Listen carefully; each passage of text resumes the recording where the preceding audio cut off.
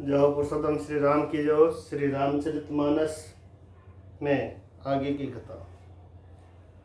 सुनो नृप विविध जतन जग माही, कष्ट साध्य पुनि होहि कि नाही।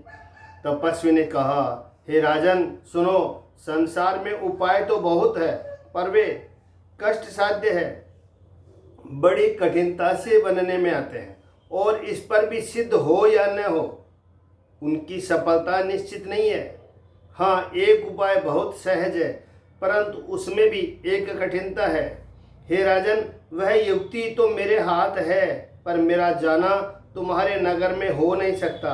जब से पैदा हुआ हूँ तब से आज तक मैं किसी के घर अथवा गांव नहीं गया, परंतु यदि नहीं जाता हूँ तो तुम्हारा काम बिगड़ता है। आज यह बड़ा असमंजस्य आ पड़ा है। यह सुनकर राजा कोमल वाणी से बोला, हे नाथ, वेदों में ऐसी नीति कही है कि बड़े स्नेह लगुन पर करही, गिर निज शिरनि सदा तृण धरही।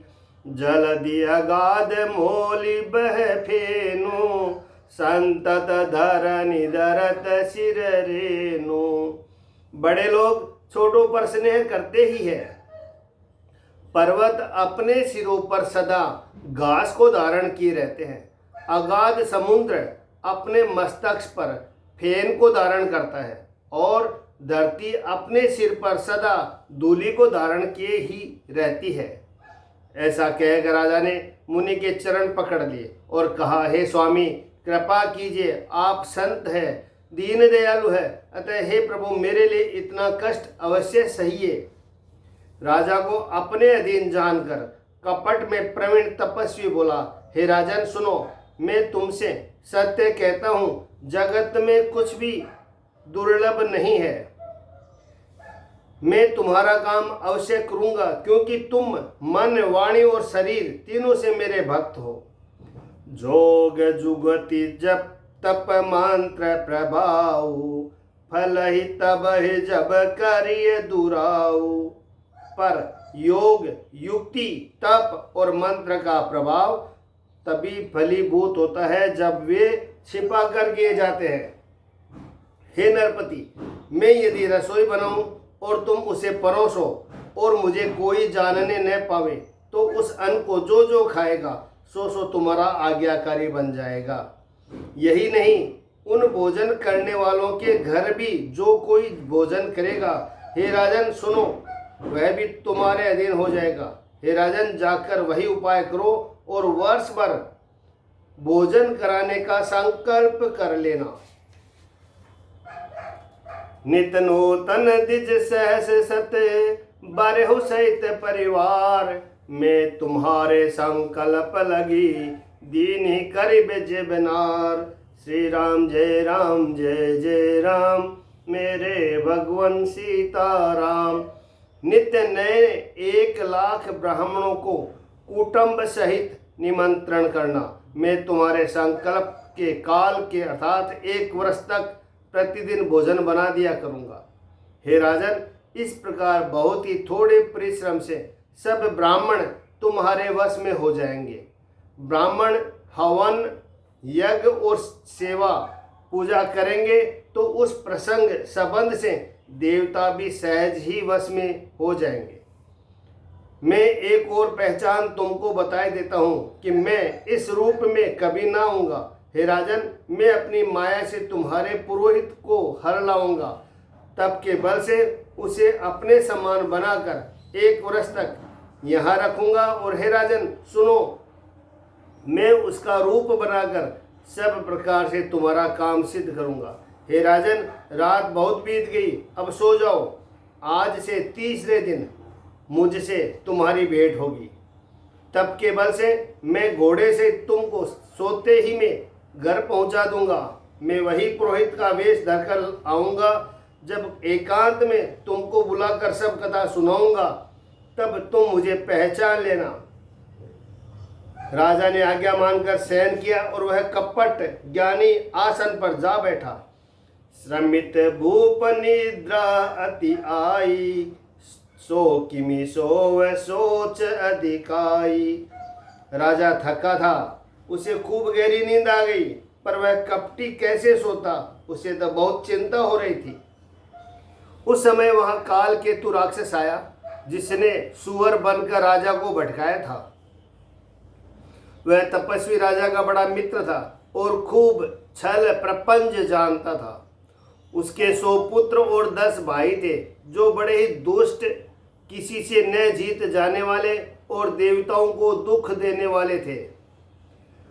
ब्राह्मणों, संतों और देवताओं को दुखी देखकर राजा ने उन सबको पहले ही युद्ध में मार डाला था। उस दुष्ट ने पिछला वैर याद करके तपस्वी राजा से मिलकर सलाह विचार षड्यंत्र किया और जिस प्रकार शत्रु का नाश हो वही उपाय रचा। भाविवश राजा प्रताप भानु कुछ भी न समझ सका। रिपु तेजसी अकेले अपी लघु करी गनियन ताहु, अजहु देत दुख रवि शशि सिर अवशेषित राहु। तेजस्वी शत्रु अकेला भी हो तो उसे छोटा नहीं समझना चाहिए। जिसका सिर मात्र बचाता वह राहु आज तक सूर्य चंद्रमा को दुख देता है। तपस्वी राजा अपने मित्र को देख प्रसन्न हो उठकर मिला और सुखी हुआ। उसने मित्र को सब कथा कह सुनाई। तब राक्षस आनंदित होकर बोला, हे राजन सुनो, जब तुमने मेरे कहने के अनुसार इतना काम कर लिया तो अब मैंने शत्रु को काबू में कर ही लिया समझो। तुम अब चिंता त्याग सोच रहो। विधाता ने बिना ही दवा के रोग दूर कर दिया। कुल सहित शत्रु को जड़ मूल से उखाड़ बहाकर आज से चौथे दिन मैं तुमसे आ मिलूंगा। इस प्रकार तपस्वी राजा को खूब दिलासा देकर वह महा मायावी और अत्यंत क्रोधी राक्षस चला। उसने प्रताप भानु राजा को घोड़े सहित क्षण भर में घर पहुंचा दिया। राजा को रानी के पास सुलाकर घोड़े को अच्छी तरह से घुड़साल में बांध दिया। फिर वह राजा के पुरोहित को उठा ले गया और माया से उसकी बुद्धि को भ्रम में डालकर उसने पहाड़ की कोह में ला रखा। वह आप पुरोहित का रूप बनाकर उसकी सुंदर सेज पर जा लेटा। राजा सवेरा होने से पहले ही जागा और अपने घर देखकर उसने बड़ा ही आश्चर्य माना। मन में मुनि की महिमा का अनुमान करके वह धीरे से उठा, जिसमें रानी ने जान पावे। फिर उसे घोड़े पर चढ़कर वन को चला गया। नगर के किसी भी स्त्री पुरुष ने नहीं जाना। 2 पहर बीत जाने पर राजा आया। घर घर उत्सव होने लगे और बधावा बजने लगे। जब राजा ने पुरोहित को देखा तब वह अपने उसी कार्य का स्मरण करके उसे आश्चर्य से देखने लगा। राजा को 3 दिन युग के समान बीते। उसकी बुद्धि कपटी मुनि के चरणों में लगी रही। निश्चित समय जानकर पुरोहित बना हुआ राक्षस आया और राजा के साथ की हुई गुप्त सलाह के अनुसार उसने अपने सब विचार उसे समझाकर कह दिए। संकेत के अनुसार गुरु को उस रूप में पहचान कर राजा प्रसन्न हुआ। ब्रह्मवश उसे चेत न रहा कि यह तापस मुनि है या काल केतु राक्षस। उसने तुरंत 1 लाख उत्तम ब्राह्मणों को कुटुंब सहित निमंत्रण दे दिया। पुरोहित ने 6 रस 4 प्रकार के भोजन जैसा कि वेदों में वर्णन है बनाया। उसने मायामयी रसोई तैयार की और इतने व्यंजन बनाए जिन्हें कोई गिन नहीं सकता। अनेक प्रकार के पशुओं का मांस पकाया। उसमें उस दुष्ट ने ब्राह्मणों का मांस मिला दिया। सब ब्राह्मणों को भोजन के लिए बुलाया और चरण धोकर आदर सहित बैठाया। जो ही राजा परोसने लगा उसी काल केतुकृत आकाशवाणी हुई, हे ब्राह्मणों, उठ उठकर अपने घर जाओ। यह अन्न मत खाओ, इसके खाने से बड़ी हानि है। रसोई में ब्राह्मणों का मांस बना है। आकाशवाणी का विश्वास मानकर सब ब्राह्मण उठ खड़े हुए। राजा व्याकुल हो गया, परंतु उसकी बुद्धि मोह में भूली हुई थी। होनहारवश उसके मुंह से एक बात भी न निकली। तब ब्राह्मण क्रोध सहित बोल उठे। उन्होंने कुछ भी विचार नहीं किया। अरे मूर्ख राजा, तू जाकर परिवार सहित राक्षस हो। रे नीच क्षत्रिय, तूने तो परिवार सहित ब्राह्मणों को बुलाकर उन्हें नष्ट करना चाहा था। ईश्वर ने हमारे धर्म की रक्षा की, अब तू परिवार सहित नष्ट होगा। 1 वर्ष के भीतर तेरा नाश हो जाए, तेरे कुल में कोई पानी देने वाला तक न रहेगा। श्राप सुनकर राजा भय के मारे अत्यंत व्याकुल हो गया।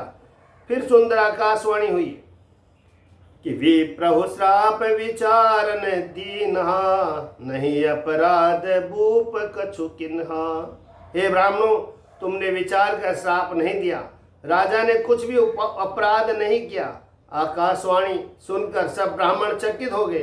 तब राजा वहां गया जहां भोजन बना था। देखा तो वहां न भोजन था, न रसोईया ब्राह्मण ही था। तब राजा मन में अपार चिंता करता हुआ लौटा। उसने ब्राह्मणों को सब वृत्तांत सुनाया और बड़ा ही भयभीत और व्याकुल होकर वह पृथ्वी पर गिर पड़ा।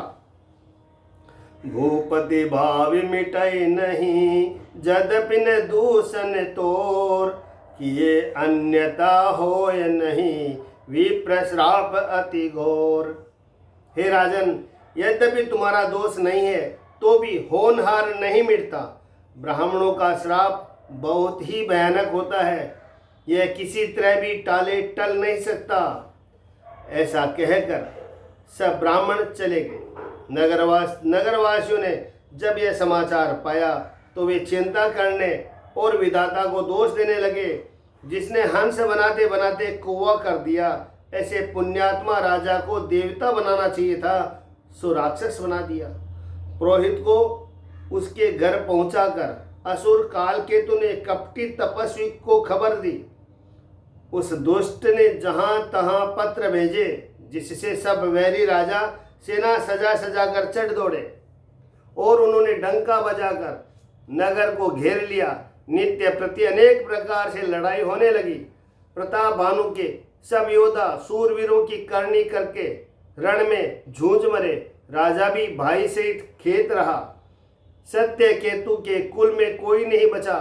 ब्राह्मणों का श्राप झूठा कैसे हो सकता है। शत्रु को जीतकर नगर को फिर से बसाकर सब राजा विजय और यश पाकर अपने अपने नगर को चले गए।